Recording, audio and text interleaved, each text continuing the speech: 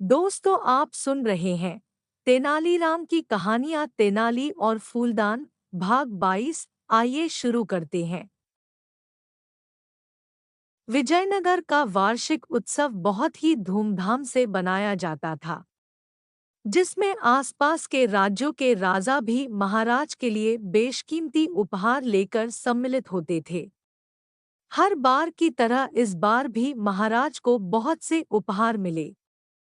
सारे उपहार में महाराज को रत्नजड़ित रंग बिरंगे 4 फूलदान बहुत ही पसंद आए। महाराज ने उन फूलदानों को अपने विशेष कक्ष में रखवाया और उन फूलदानों की रखवाली के लिए एक सेवक भी रख लिया। सेवक रमैया बहुत ही ध्यान से उन फूलदानों की रखवाली करता था, क्योंकि उसे ये काम सौंपने से पहले ही बता दिया गया था कि अगर उन फूलदानों को कोई भी नुकसान पहुंचा तो उसे अपनी जान से हाथ धोना पड़ेगा। एक दिन रमैया बहुत ही सावधानी से उन फूलदानों की सफाई कर रहा था कि अचानक उसके हाथ से एक फूलदान छूटकर जमीन पर गिरकर चकनाचूर हो गया। जैसे ही महाराज को ये बात पता चली तो उन्होंने 4 दिन बाद रमैया को फांसी देना का आदेश सुना डाला। महाराज का ये आदेश सुनते ही तेनालीराम महाराज के पास आया और बोला, महाराज, एक फूलदान के टूट जाने पर आप अपने इतने पुराने सेवक को मृत्युदंड कैसे दे सकते हैं? ये तो सरासर नाइंसाफी है। परंतु महाराज उस समय बहुत ही गुस्से में थे, इसलिए उन्होंने तेनालीराम की बात पर विचार करना जरूरी नहीं समझा।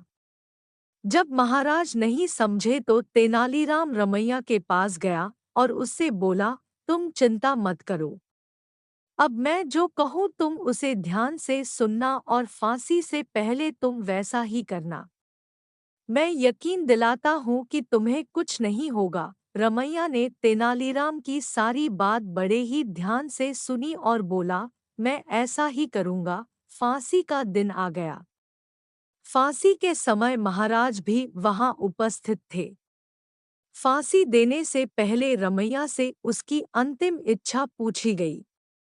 तब रमैया बोला, मैं एक बार बचे हुए 3 फूलदानों को एक बार देखना चाहता हूँ, जिनकी वजह से मुझे फांसी पर लटकाया जा रहा है। रमैया की अंतिम इच्छा के अनुसार महाराज ने उन 3 फूलदानों को लाने का आदेश दिया। अब जैसे ही फूलदान रमैया के सामने आए तो उसने तेनालीराम के कहे अनुसार तीनों फूलदानों को जमीन पर गिराकर तोड़ दिया। रमैया के फूलदान तोड़ते ही महाराज गुस्से से आगबबूला हो गए और चिल्लाकर बोले, ये तुमने क्या किया? आखिर तुमने इन्हें क्यों तोड़ डाला?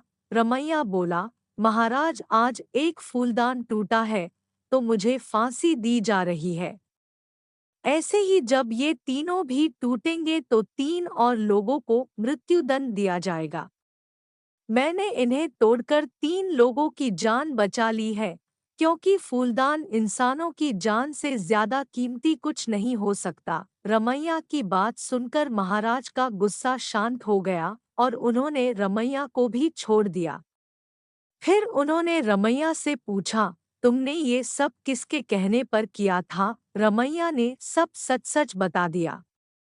तब महाराज ने तेनालीराम को अपने पास बुलाया और बोले, आज तुमने एक निर्दोष की जान बचा ली और हमें भी यह बतला दिया कि गुस्से में लिए गए फैसले हमेशा गलत होते हैं। तेनालीराम, तुम्हारा बहुत बहुत शुक्रिया।